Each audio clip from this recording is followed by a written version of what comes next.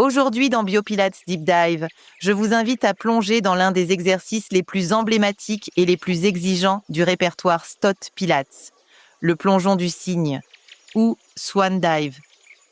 Un mouvement aérien, souvent admiré pour sa beauté, mais qui, en réalité, ne repose pas sur la souplesse ou la force brute. Ce qui rend cet exercice efficace, ce n'est pas sa hauteur, mais sa cohérence, sa justesse, son intelligence biomécanique. Et c'est ce que je vous propose de décortiquer ensemble, dans le souffle du mouvement, mais aussi à travers les membranes de nos cellules musculaires. Je m'allonge sur le ventre. Mon bassin est neutre, ma colonne aussi. Les jambes sont longues, légèrement tournées vers l'extérieur, les bras pliés, les paumes vers le sol, proches des épaules. Mon front flotte au-dessus du tapis. Et dans cette immobilité, tout est déjà là. La précision du placement, la verticalité de l'intention, la disponibilité du souffle. J'inspire. En douceur, je stabilise mes omoplates et je commence à dérouler ma colonne vers l'extension. Le mouvement est initié par la longueur, jamais par la force. Mon sternum veut s'éloigner de mon pubis, mes hanches s'ouvrent.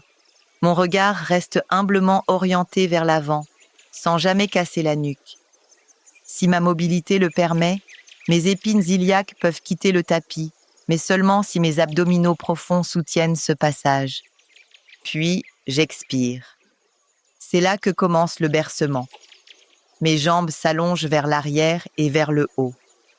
Cette impulsion déclenche le basculement de mon tronc vers l'avant, en gardant la forme globale. Simultanément, mes bras quittent le sol, s'étirent vers l'avant, paumes tournées vers le ciel. Le mouvement n'est pas suspendu, il est propulsé, porté par l'équilibre entre centre, souffle et intention. J'inspire de nouveau. Le tronc repart vers le haut, toujours dans l'extension, sans jamais perdre la connexion au centre. Et je continue. J'observe ma stabilité, je ressens mes abdominaux profonds, mes obliques, mes érecteurs du rachis. 5, 6, parfois 8 bercements, dans le silence du tapis et la présence du souffle. Mais pendant que mon corps se balance dans l'espace, un autre mouvement, invisible, se déploie. Celui des ions, celui de la membrane plasmique, car chaque contraction musculaire, chaque stabilisation d'omoplate, chaque élévation du sternum repose sur une chorégraphie moléculaire, précise, silencieuse. La membrane plasmique, c'est cette enveloppe vivante qui entoure chaque cellule. Composée de 2 couches de phospholipides, elle forme une barrière souple et sélective. Elle autorise certains passages, en refuse d'autres, et surtout, elle orchestre l'équilibre entre l'intérieur et l'extérieur de la cellule. Elle est la gardienne des échanges. Quand je respire, quand je me redresse, quand je contracte mes muscles, plusieurs types de passages traversent cette membrane. Il y a d'abord la diffusion simple. Sans aucun effort, l'oxygène entre dans la cellule et le dioxyde de carbone en sort. Cette diffusion suit un gradient, du plus vers le moins concentré. Elle ne demande aucune énergie. C'est la forme la plus basique, la plus fluide, mais aussi la plus indispensable. Puis vient la diffusion facilitée. Certaines molécules, comme le glucose ou les ions, ne peuvent pas passer seules. Elles ont besoin d'aide, des protéines de transport intégrées dans la membrane, comme des portes ouvertes sur demande.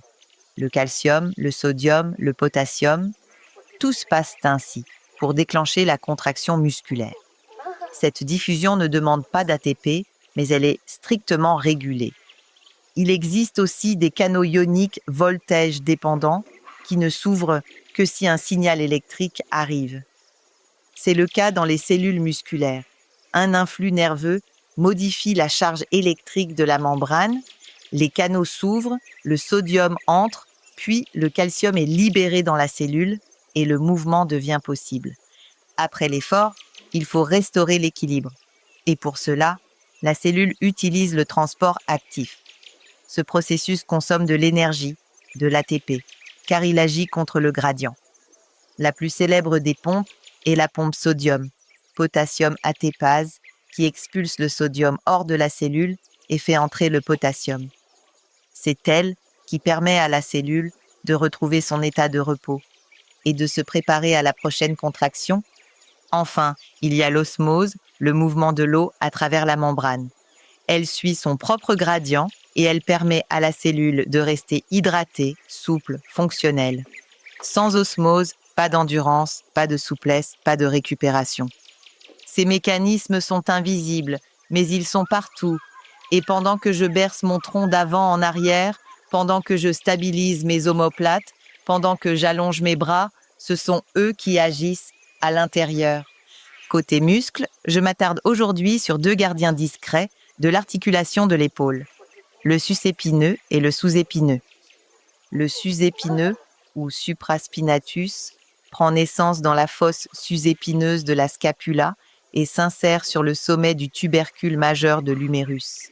Il est responsable de l'abduction initiale du bras, mais surtout, il stabilise la tête humérale. Sans lui, le bras ne reste pas centré dans la glène. Juste en dessous, le sous-épineux, ou infraspinatus, s'attache lui aussi sur le tubercule majeur, mais il assure la rotation latérale du bras et protège l'épaule des mouvements parasites. Il est capital pour maintenir les bras dans l'axe quand ils s'étirent dans le swan dive. Quand j'enseigne ce mouvement, je veille à plusieurs choses. D'abord, le placement initial, le bassin neutre, les omoplates basses et le front suspendu. Ensuite, je rappelle que l'extension doit être répartie sur toute la colonne et jamais concentrée dans les lombaires. Enfin, je guide la respiration car c'est elle qui donne le rythme, la force, la cohérence. Pour progresser, j'intègre souvent des variantes. La version en 4 respirations avec une pause en extension et le bercement lent avec un appui des mains. L'utilisation de l'arc-baril peut aider pour soulager les hanches et accompagner le mouvement. Ce que je cherche, ce n'est pas la hauteur, c'est la qualité du mouvement, sa continuité, sa vérité. Le plongeon du cygne est l'un de ces exercices qui nous rappellent que l'élégance ne vient pas de la forme, mais du souffle qui la porte. Que la puissance ne réside pas dans la tension, mais dans la stabilité du centre. Et que chaque mouvement visible repose sur des milliers de micro-gestes invisibles, orchestrés à l'échelle cellulaire.